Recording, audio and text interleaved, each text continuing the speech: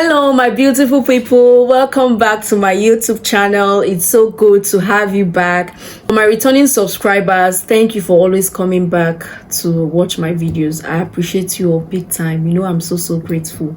And then if this is the first time you're coming across my video, please like, comment, share, and make sure you subscribe. It means a lot to me. And you are not going to be charged for subscription. Subscription is free, so that whenever I post a video, you get to see my videos. Okay, please, I'm begging you. In this channel, I talk everything about motherhood, childbirth, childcare tips, family, lifestyle, and all of that.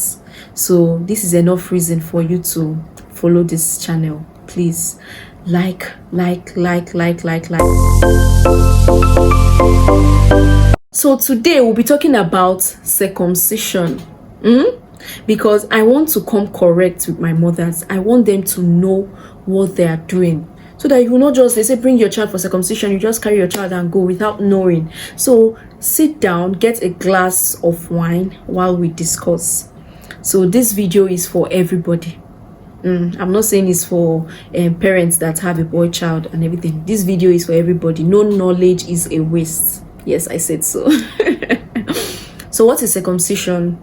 It's a minor surgery. It is the removal of the foreskin of the penis, the head of the penis. The foreskin is the removal of the foreskin of the penis, and people do that for a lot of reasons.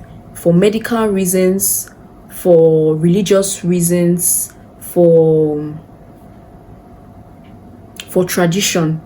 Yeah, so people have different reasons for carrying out circumcision on their male child. Now, when we talk about the medical reasons, we are talking about reduced risk of urinary tract infection. Studies have shown that males that are circumcised has a lower risk of urinary tract infection, same as STI, sexually transmitted diseases. People that are circumcised has lower risk of sexually transmitted diseases. And then for some people, they are doing it for hygiene purpose. It is easy to care for a circumcised penis than the one that is uncircumcised. And some parents carry it out for appearance. You understand?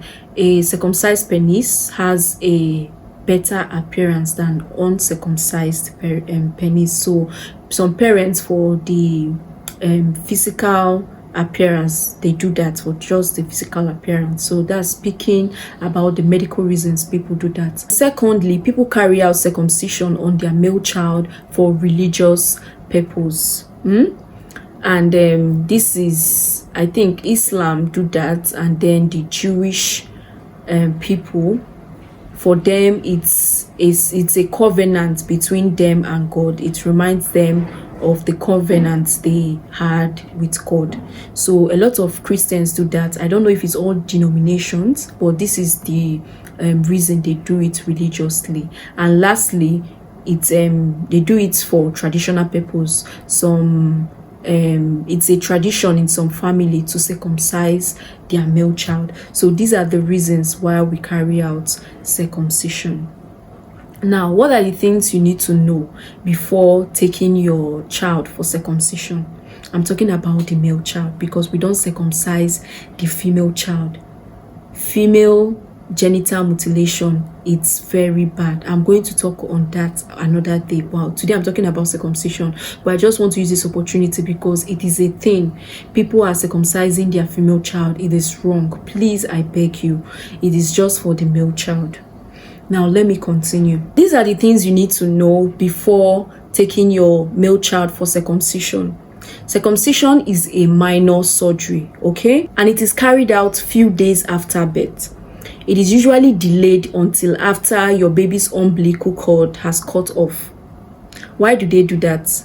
The umbilical cord has high susceptibility of getting infected. The umbilical cord is a high risk area for infection. So it is very good to make sure your baby's navel has fallen off it is now closed before you take your baby for circumcision. You cannot have your baby's umbilical cord still there and then nobody will even attend to you. So the umbilical cord needs to come off before you can carry out circumcision on your baby to avoid infection. And again, the pain, your baby is dealing with the umbilical cord, stomach, the whole tummy pain and everything, and then the circumcised part will still be there. So please, it is very, very important for you to make sure you care for your baby's umbilical cord. When it comes off, then your baby is ready for circumcision. Now, this circumcision, it is carried out in the hospital by certified doctor and nurses. Certified doctors and nurses, please. Don't listen when they say there is one mama that used to stay at the back of this side. There's one mama at the back of this state that is. Please make sure the person that is carrying it out is certified. So it's either you go to the hospital to carry out this procedure, or you employ the services of a certified doctor or nurse to come to your home and carry it out for a fee. Now, this circumcision, you need to take your baby to the hospital early. Take your baby to the hospital in the morning, so that when they do that, they can go back home before it is known, when the sun will be out and all of that, because they will be irritated. They will go through some pains. Now, these are tips to note before you take your baby for circumcision. After you've made sure that they are ready for circumcision, make sure that your baby is well fed. Okay, and make sure that your baby is not sick. If your baby is sick, see a doctor so that your baby will be okay first before you take them for circumcision. Please, you should make sure that they are very, very sound before you take them for the circumcision. Make sure their temperature is okay and they are good before you take them. They are well fed. Okay, so they are going to give your baby local anesthesia to numb the pain, but this is going to wear off after a while. So you should just make sure that your baby is not crying, your baby is well fed, and then you go with extra diaper. It is very, very important. You are going to hand your baby over to the nurse. For some hospitals, they can allow you to come in, or they'll just get the baby from you, take him in to carry out the procedure. For some mothers, they cannot stand seeing the whole procedure and everything, so they may want to wait outside and everything. So they do this and then they carry it out. They have different methods. Now, for the different methods used, we have the Glomco method. This one involves using a metal. The metal is in the shape of a bell. They put it over the head of the penis, and then a clamp is applied around the neck of the penis to crush that part, and the foreskin is being removed. The second method is the plastibell method. This plastibell is the one that most people use now, because it consists of a plastic ring that they are going to put around the neck of the penis just immediately after the head, which restricts blood flow to that part. They tighten it and the thing is going to be removed. So they have different methods that is being employed in circumcision. There is Morgan clamp method and there is freehand. That of the freehand is the traditional method, the old way. They get the foreskin forward and then they use forceps to cut it out or something like that. But I think that plastic ring is the better one. That one is less painful, and it gives it a better appearance. It's usually, if it's done neatly, you are good to go. I think for me, I prefer that plastibell method. When they carry out this procedure, they are going to ask for another diaper, you understand, to put a new diaper over your baby. You wouldn't want a diaper that is soaked with urine covering the already sore penis of your baby. So they will use a new diaper. They are not going to tighten it, just to make it loose and everything. Now I'll be talking about the aftercare of circumcision, because it's very, very important for you to care for that area after the circumcision is done, because of infection, to avoid discomfort and pain. So it is very, very important for you to carry an aftercare once that procedure is done. Number one is for you to keep the area clean. Make sure the area is clean and dry. don't use soap on it. If it's even possible, don't bathe your baby that night. You can bathe your baby the next day. Just bathe them, take them for the circumcision, and then you have to just clean their bodies at night. You can use warm water and a very neat cotton towel to clean around the area, and then you pat it dry just to make sure it is clean. Then secondly, diaper change. You need to be changing the diaper regularly. You need to make sure once they've urinated or they poo, you change the diaper. You don't have to leave the diaper for long. Make sure you change the diaper regularly. Then before I skip this one, make sure you apply petroleum jelly, which is Vaseline. Vaseline, please. I'm not talking about scented Vaseline. You can use the Vaseline. No, Nigeria, when you talk about a particular thing, maybe you want to say detergent, you say Omo. All detergents are now Omo. So please make sure you use Vaseline. This, you use it to cover the head of the penis. This will avoid the diaper from sticking to the area that is being circumcised. Okay, and make sure the diaper is loose. When you are closing diaper, make sure it's loose so that there is space. There is space around that part. Then you use Vaseline to rub it when you are done cleaning it and patting it dry, and change the diaper regularly, please. Then number 3, you need to help your baby manage the pain, because they will be so cranky for the next few days after the circumcision. So you need to help them. You make sure that day you will breastfeed, because when they just feel the pain, they will start crying. You just have to use breast milk and bribe them so that they will just feel better. You notice if their temperature is getting high, you may have to give them baby paracetamol with the go ahead of your baby's pediatrician. You can give the baby paracetamol, okay, paracetamol syrup for your baby. Just make sure that they are okay and you help them be comfortable.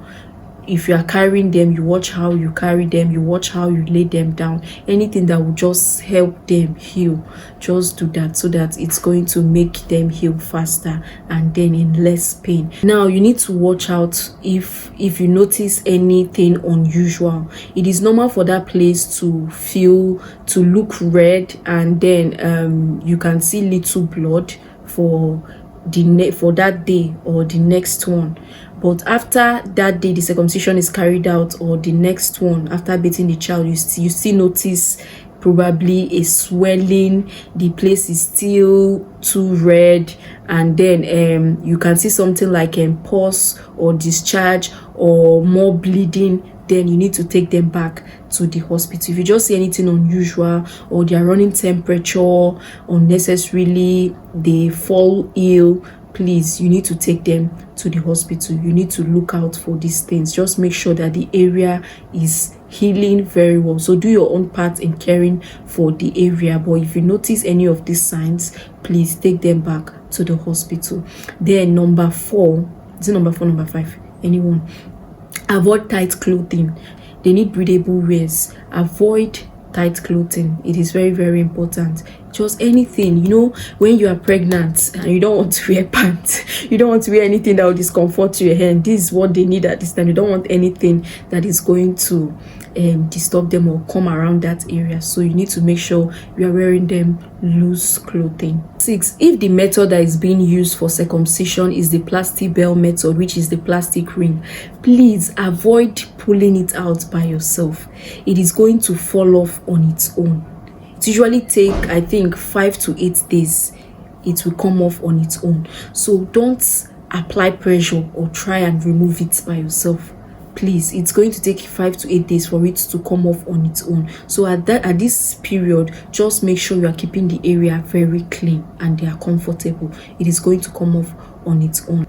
Then lastly, circumcision takes 7 to 10 days to heal completely. So just give your child the support they need, the care they need, so that they can go through that circumcision phase smoothly. So that's all I want you to know about circumcision today. Thank you for watching this video till the end. If you know you watched it to this point, this is how I know people that got to this point. If you know you watched this video to this point, just comment great tips in the comment section. Comment great tips. And if you have any question or any other thing you want to add that can help other mothers out there, please put it on the comment section below. In my next one, I'll be talking about female genital mutilation, which we are all against. Please make sure you look forward to that one and you watch it when I upload. And if you subscribe, you will get to watch the video. Please, subscribing doesn't mean they are going to collect money from you. Subscription is free. Just support me by subscribing, and you are going to see, you enjoy my videos. It's going to encourage me to bring more videos for you to watch. Thank you very much for watching my videos. See you in my next one. Remember, a healthy baby makes a happy mom. A healthy baby makes a happy mom. And a happy mom makes a happy home. Thank you, and see you in my next one. Bye.